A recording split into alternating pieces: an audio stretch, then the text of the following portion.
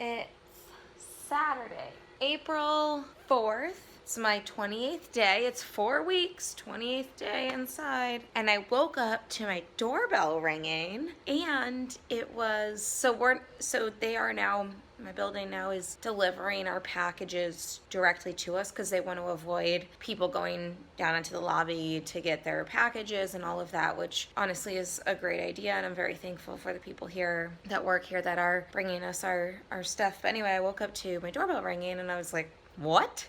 And I went outside and my 10 pounds of flour got here. So we will be baking bread later. Look what arrived. All right, I am gonna try out a different bread recipe than what I did last time. We'll see how it goes. Sugar, salt, yeast, sugar, salt, yeast. Tonight, lover, and you'll save all your dirty jokes for me. I'll save you a seat,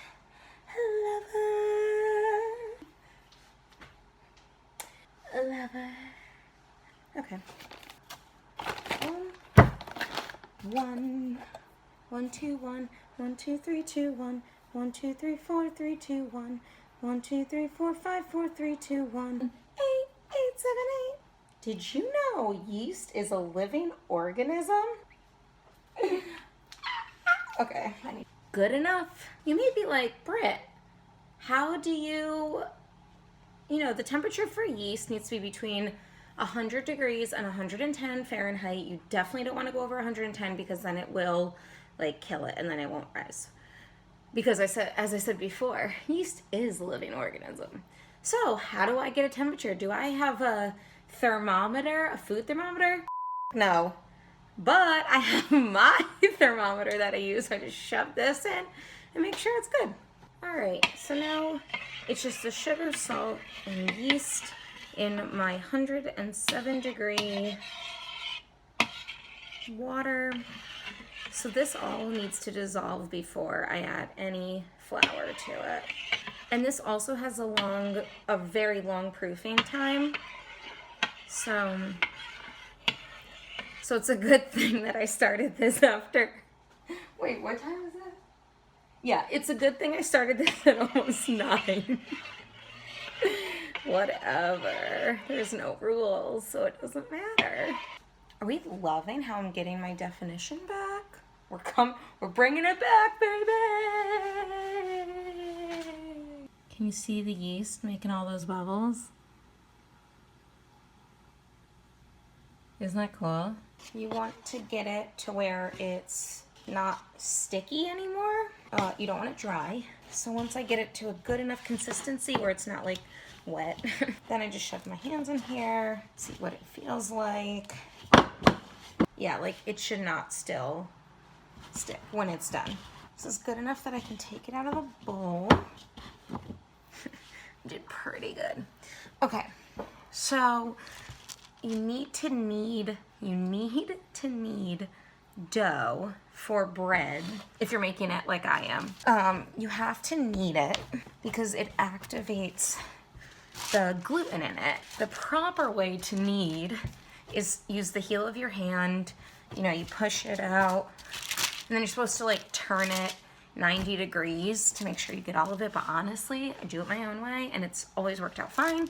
And I've made like a pretty decent amount of bread in my life. Sometimes I'll just pick it up and do this too because let's just switch it up.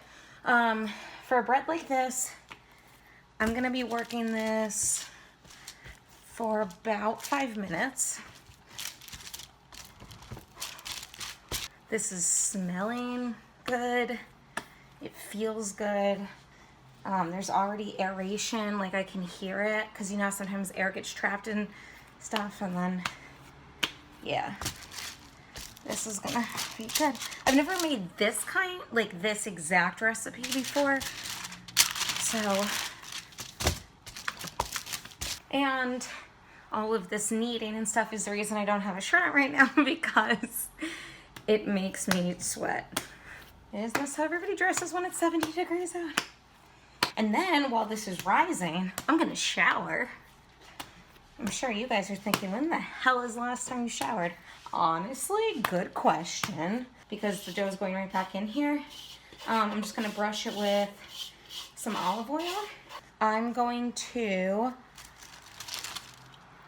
put this, I'm gonna brush a touch of it on the top. All right, so now the dough's in. I'm gonna cover it with plastic wrap. I'm gonna put it in my oven without it on, and I'm gonna let it proof for like 2 hours. All right, I took this out. It really went up, so now it's my favorite part. Gotta love that punch.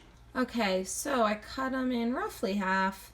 Attempted to shape them, but honestly I don't really care what they look like.